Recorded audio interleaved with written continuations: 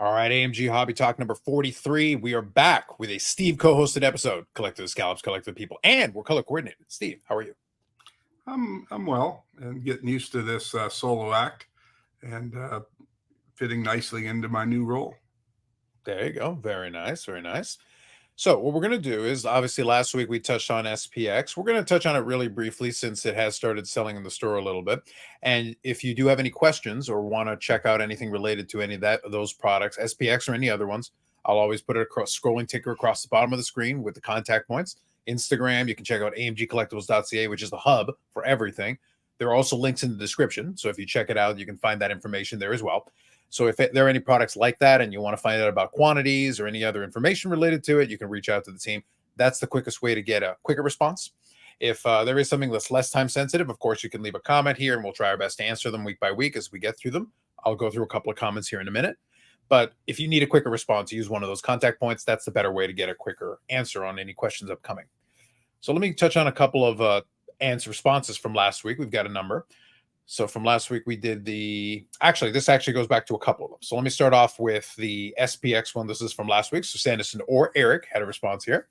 As a dealer at the end of the show, you want your pockets full and your car empty. That's the goal. I'll never understand why some dealers refuse to be reasonable with sales and leave with empty pockets and a full car. Seems like a waste of money and time. So this is relating to kind of card shows where maybe you overprice stuff as opposed to pricing it to sell so that you can get stuff out of the to get stuff out of the way and get the money in your pocket.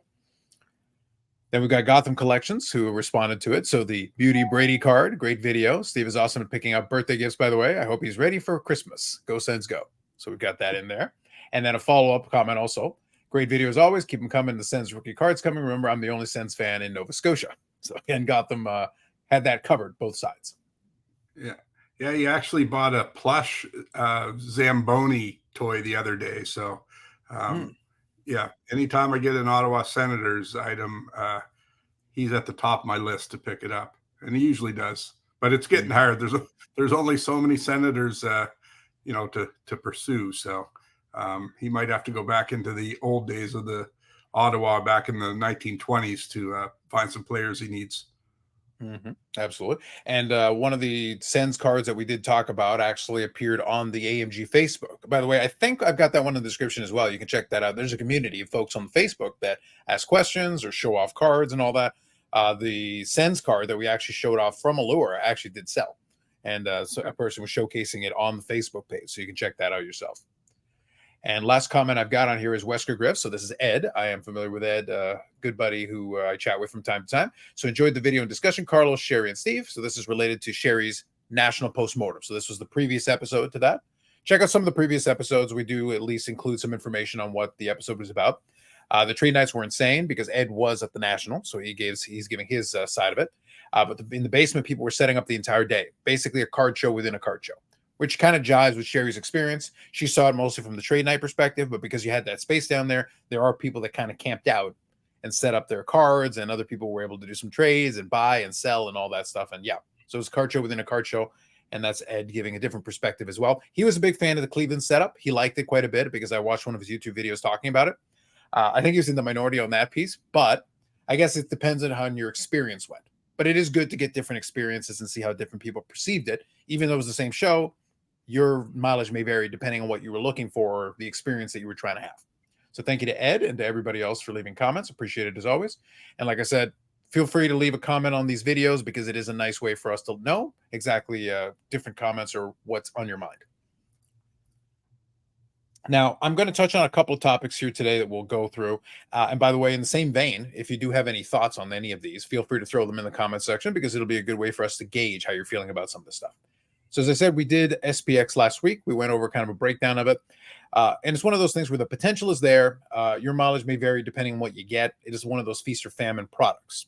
So I'm going to play off of it a little bit, and we'll go into a different topic because we talked about it really briefly before I hit play. And we'll touch on it for now. If it becomes a bigger thing down the road, we can touch on it a little bit more. But I think it is relevant. I did on my other podcasts and some of the other things I did, the whole CT scanners thing has become a bit of a topic because of concerns over what it would do to affect wax or, unopened boxes. One thing I'll just give a quick layout, and then also I'll make a point, but then Steve and I will chat a little bit on it. One of the things that I point out is that at the moment, until it becomes cheaper to do, it is still a little cost prohibitive, even the companies that are offering this. And what it is basically is, if you know what a CT scanner is, it's a medical device normally used for medical purposes to help you diagnose things.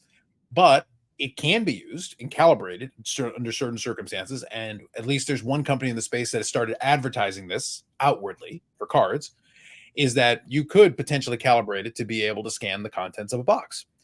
And you can't see everything because obviously something that's flat may not be able to showcase too well. But in the demo they use an example of an F1 Dynasty card. So if you're familiar with those, that's a very high end product for F1. But in the example they gave, they were able to make out a Max Verstappen card and were able to see the serial number on top of the card. It is a demo, so we don't know with 100% certainty.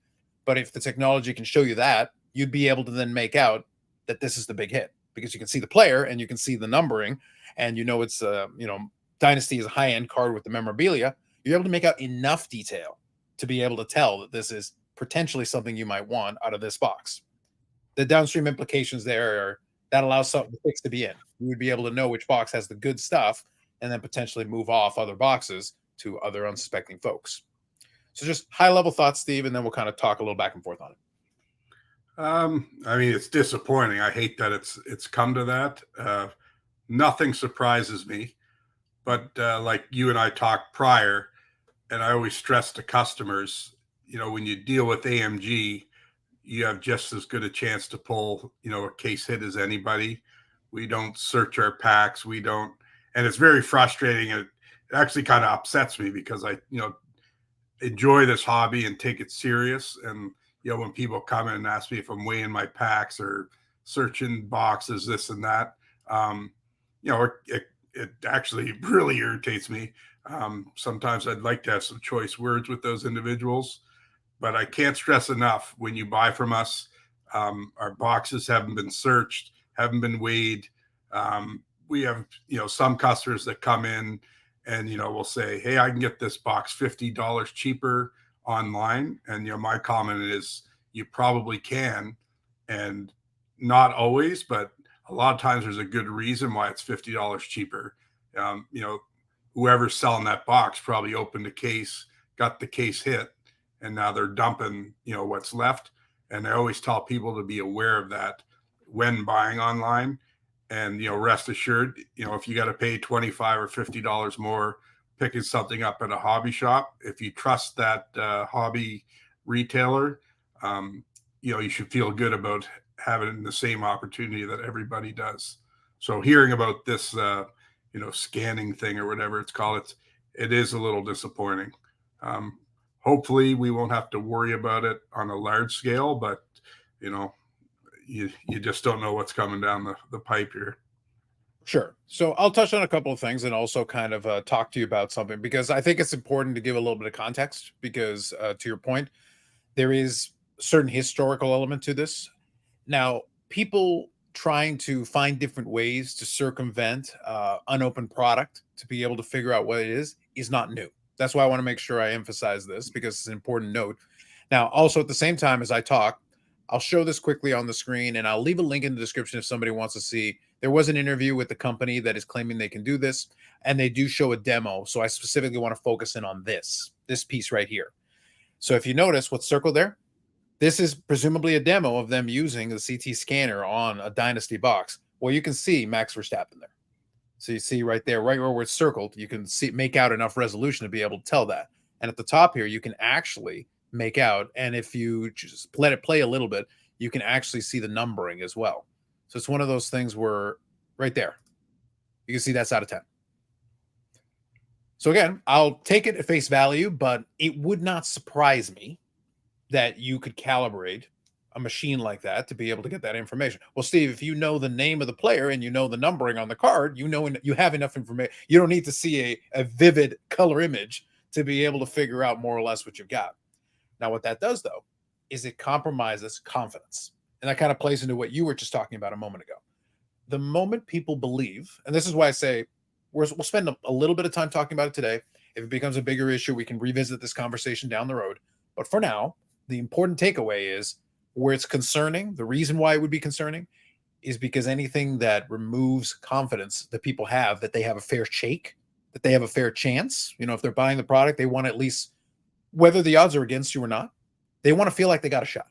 But if they feel like they got no shot before they even start, and that people have gone through and used technology or whatever to get an unfair advantage, and they've already pulled out the good stuff, and what's left over is what's left over, and you're paying full price, that's not a good feeling for anybody. No. And then, of course, I get it, with social media and things like that. Once people see it and get it in their minds that it's going on everywhere.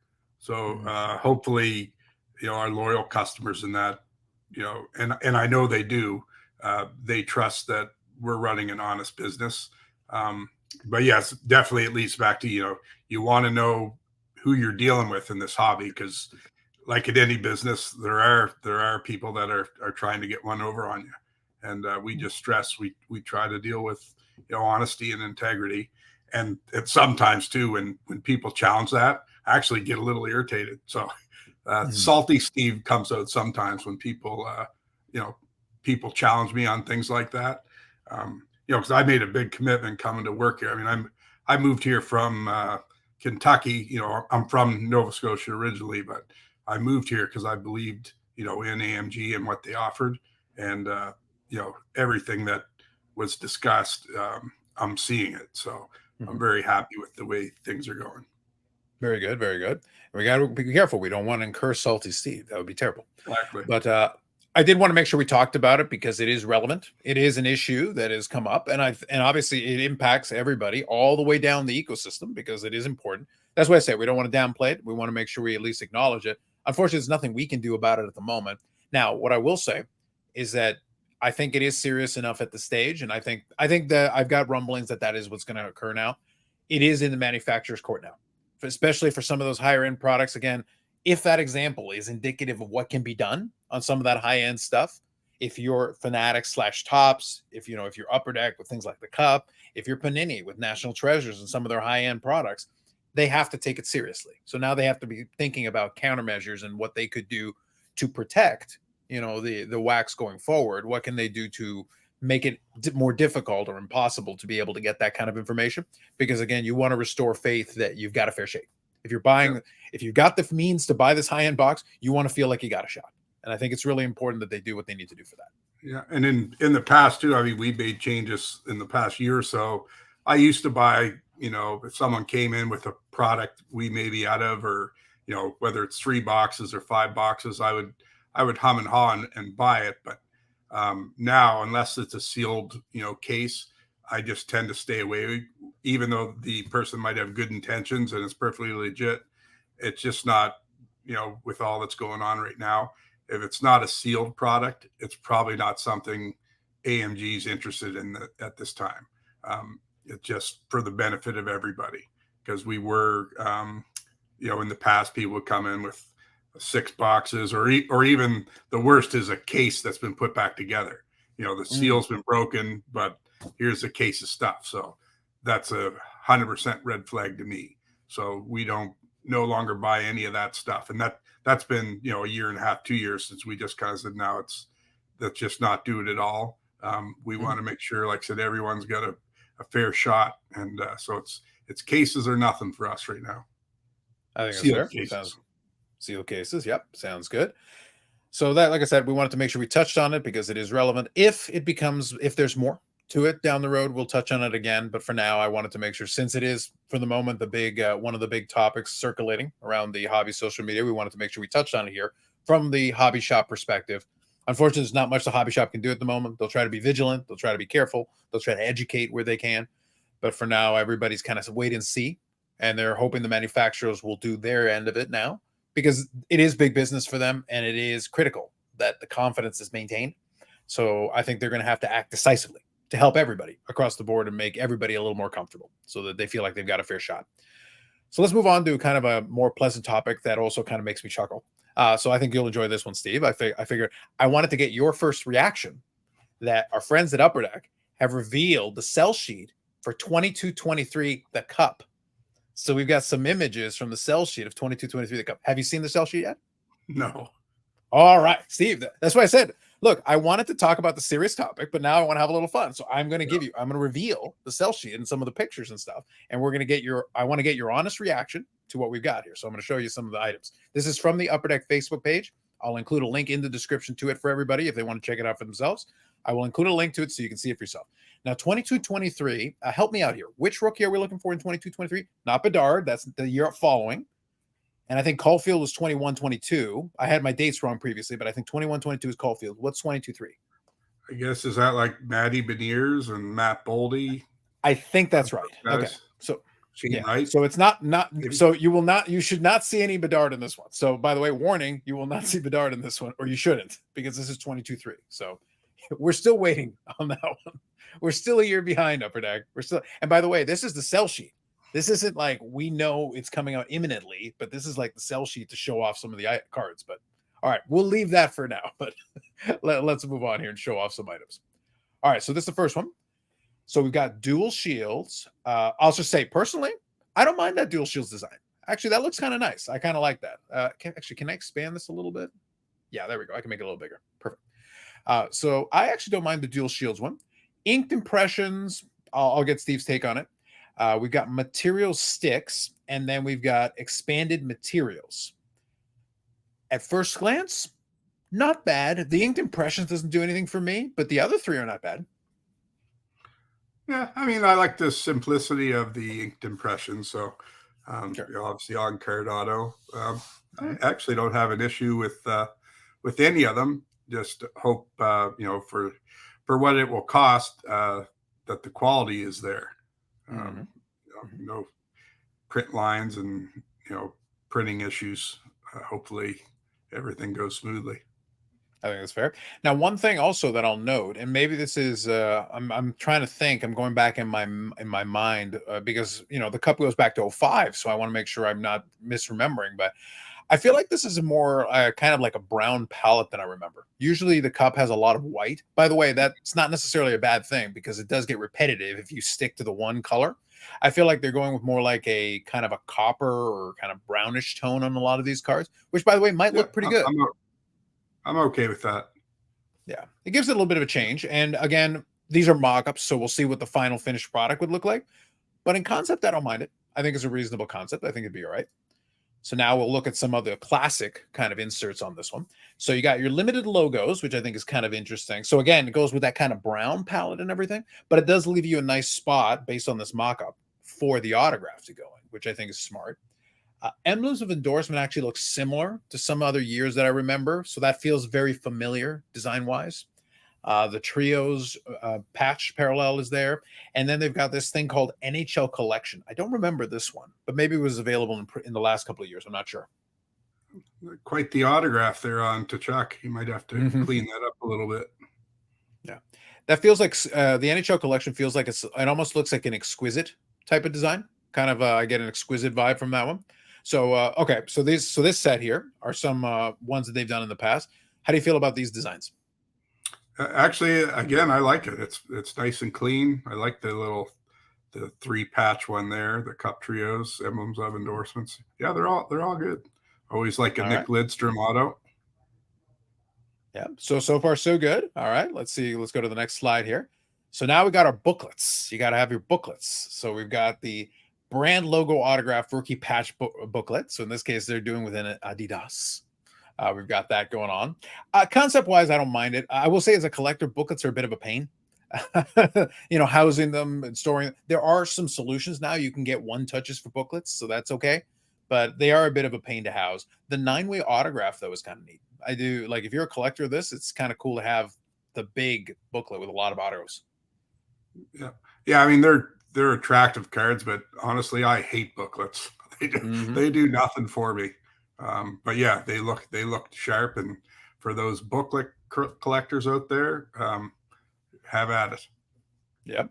And I will say the triple signed here, like the example they're using here with Hasek, Waugh, and Brodeur. So like if you're a goalie collector right there, that is an excellent combo. And the design on that actually looks pretty good. I agree with Steve that the booklets are a bit of a pain for me. I'm not the biggest fan of booklets, but if you're going to do a booklet, I like that triple design. I think that's pretty cool. All All right, then we got more super premium cards. So you got the honorable numbers is back. So you've got that going for you. We've gone back to the well with the 0506 rookie auto patch.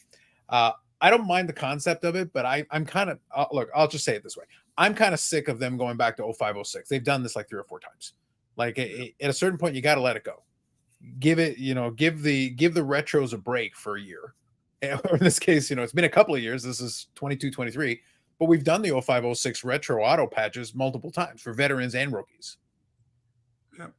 Yeah. I mean, I like it, but yeah, I get it. But yeah, I like how they, use funky looking patches in them too.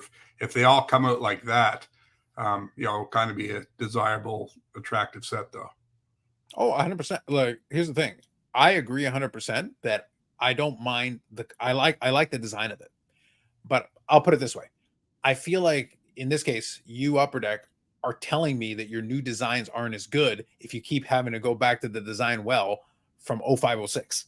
Because the 0506 was extremely well designed and it is really nice looking sharp card. Well, give me your 22, 23, 23, 24 version where you come up with your own design idea for today. Give me your idea, your interpretation of this, or at least redesign it for yourselves for the modern day and come up with your own version. Then we've got autograph rookie gear, which is another one that fits in. Again, for the most part, though, I'll say clean designs. And again, I don't mind them using a little bit of a different color palette with the newer cards. Honorable numbers there with a little bit of that copper color as well. I don't mind that. I think that's pretty good. All right, then here we go. We got our rookies. We got to have our base set rookie auto patch. So we've got that going on. That was a little bit more busy, but again, we got the color going with it. We got the cup foundations. Now, that I think that sounds right. Wyatt Johnson might be in that one. So that's kind of cool one. So for the Dallas Star folk, that's a nice one there. And then 0304 Exquisite Collection. So what did I say a couple moments ago about going back to the well? We got to go back to the well. All right. Autograph Monumental rookie patch booklet. The Monumental would be huge. Again, it is a booklet, but 2 gigantic patch pieces for a rookie. Kind of good. Slavkovsky, I guess, is in this set too. We forgot about him. Okay. So that'd be a nice hit out of this product. Yeah. And then we got the Exquisite Collection rookie auto patch. I like the size of the patch piece. I think so. This design is a little bit interesting. It's got kind of a silver thing going on with it. I don't mind it, but it feels like it's a small window for the autograph. I like the big patch piece though, so I'm a little torn on this one. So overall, Steve, impressions on this one? This is kind of your rookies and your different patch options. Again, they're showing very nice versions of all the patches, but it gives you a little indication of design. Yeah, like it. I'm impressed with what they presented, so I'm on board. There you go. All right, let me see if there's one more. Nope, that's the end of that one. So like I said, I'll include a link in the description for the Facebook posting of the example. So, Steve, let's just play a little game, and we'll come back to it later. When do you think it actually releases? Your guess is as good as mine. I have no idea. Wasn't it like July 5th or something like that? So I have no idea. Maybe. I mean, you never know what they're going to throw at you. Part of me thinks there'll still be a Bedard in there, like a little. That would be terrible. It's a 22-23. No, I don't know, but I mean, now they've got some good pictures of them, and what the heck? They might surprise us. They owe us something. Yes. I don't know. That would be problematic because it is a 22-3 product. It's one of those things where if you wanted to do that, I would have then combined it and made it 22-3, 23-4, so you would have at least been caught up. So the reality is this posting came out about 12 hours ago. The traditional timing is you get a checklist about 2 weeks before release. So this is a sell sheet. So sell sheet, and then you guys would have to get a chance from the distributor to be able to order. That hasn't happened yet, I'm guessing. So the timing's still, so I don't know. We got to tack on a certain amount of time for all these things to happen in sequence. And then we need a checklist. And then from a checklist, we're about 2 weeks out, give or take, once the checklist shows up.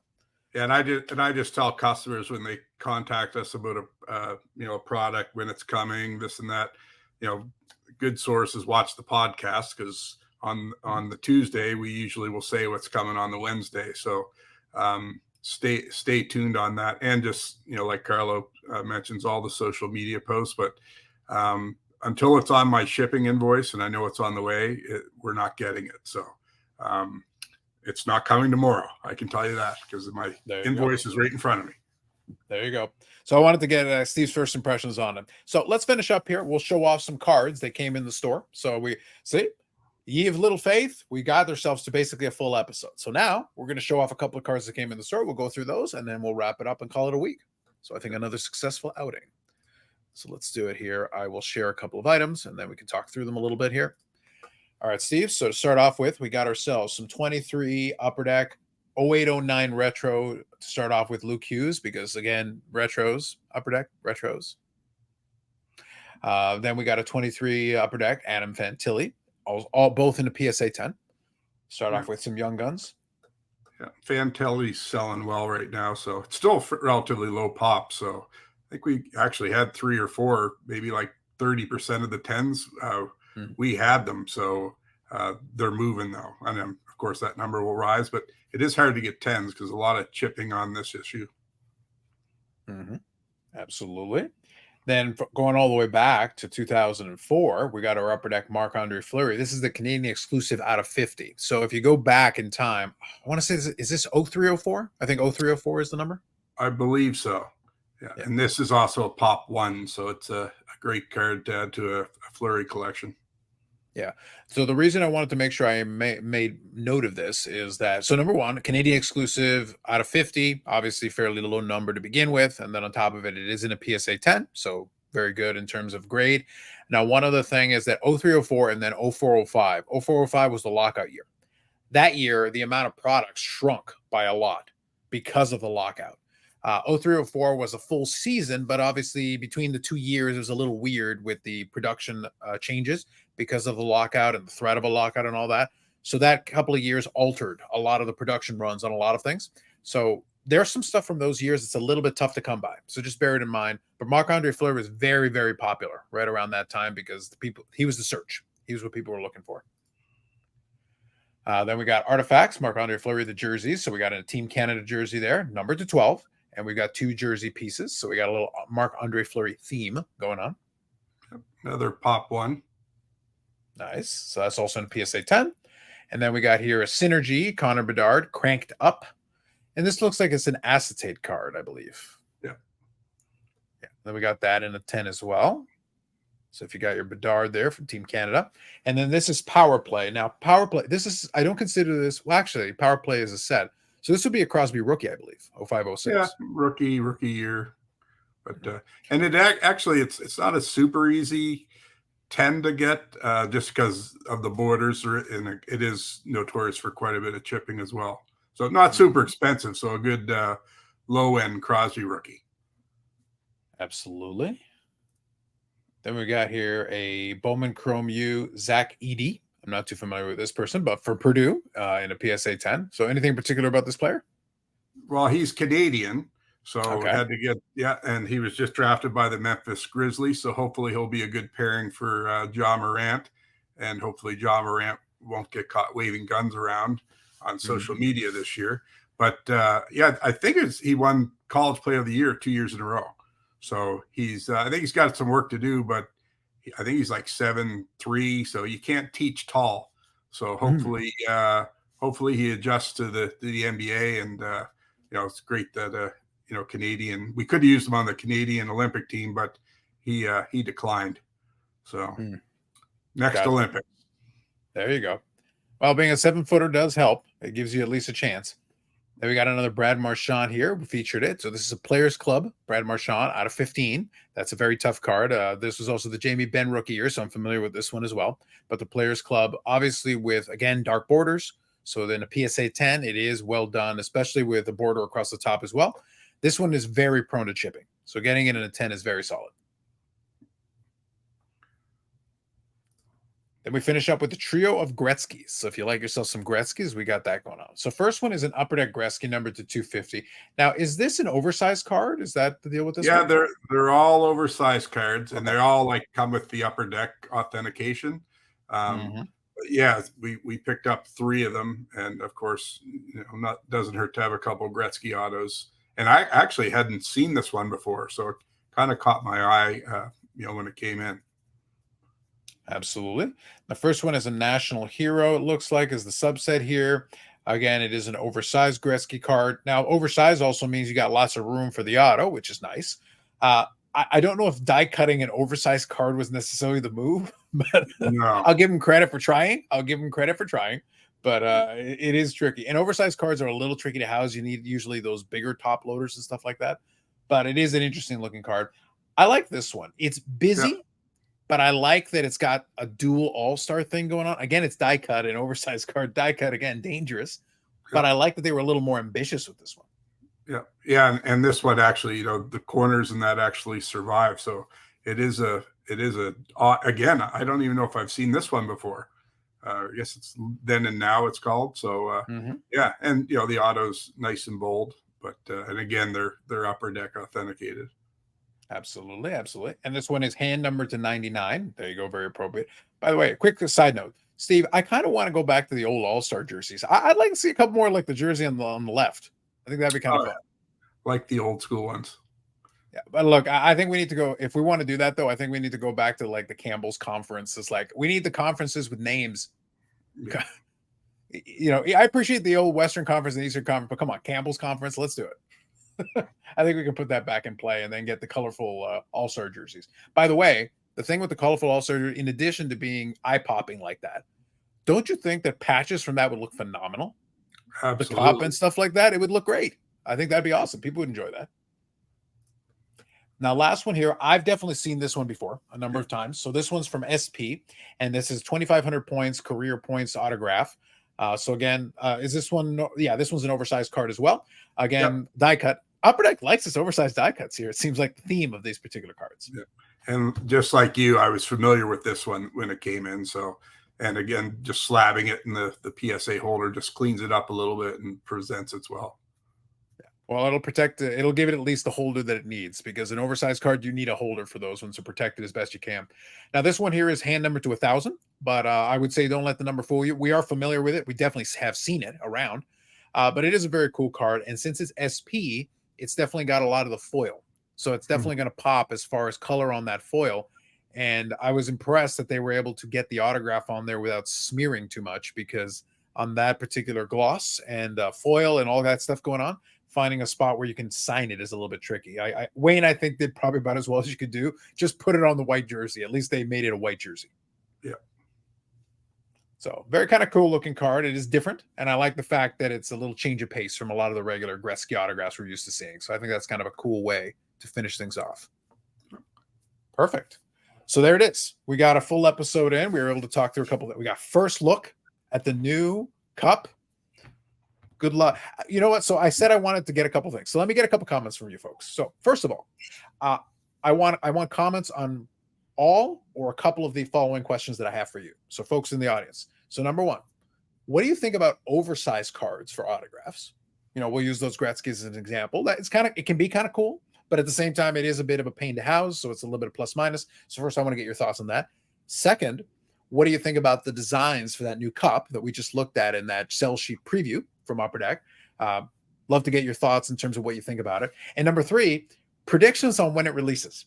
I want guesses. I want people guessing, because we don't know. But so just as we made perfectly clear here, we have no idea. Not the first clue. It is our first sneak preview at it, but obviously there's a couple more dominoes that have to fall before we even have a chance at guessing. But for now, it's a complete guess. I would love to know how close people get, but I would love for you to let me know when you think it will actually drop and end up in the store. And then you'll know, because the week that it's going to happen, we'll actually get a chance to talk about it a lot more, because at that point it'll be 9 and we'll have it ordered and it'll be ready to go for that perspective. All right, perfect. Other than that, the only other things that I would say is appreciate everybody's commentary. Appreciate that folks have been subscribing. So we're slowly creeping up that subscription number. Let's keep that going. Also appreciate the engagement. So if you could like the videos, it would help get them out to people. That'd be great. Appreciate that as well. And again, I'll reiterate, if you have any questions or anything that's more time sensitive, use the contact points either down there scrolling or in the description. That's the quickest way to reach out to the team, especially if new products are coming out on things and you want some details. Reach out to the team to get some information. And if you have other questions and anything else you want us to talk about, because during the summertime, it's a little tricky. We come up with topics, but if there is something you would like to know more about, it's a really good opportunity for us to think about it and go into it some depth with you, because we have the time to be able to discuss it. Next week, Sherry should be back to talk about Fanatics Fest, because they are going to be attending. So they'll be able to give us a little compare and contrast with the National. So that should be pretty good to see exactly what they were able to do and see at Fanatics Fest. So I think that'll be what we'll be talking about fairly next episode. So that's it for me. Steve, Collector of the Scalps, Collector of the People. Another successful episode we got in the books. Thanks to Steve for giving us his insights, as always, and first impressions on the Cup, which was very important. That's what I do. It is. And we'll do more of that next week. So we'll be back in the next episode. Again, all the engagement, appreciate it, and we will catch you in the next episode.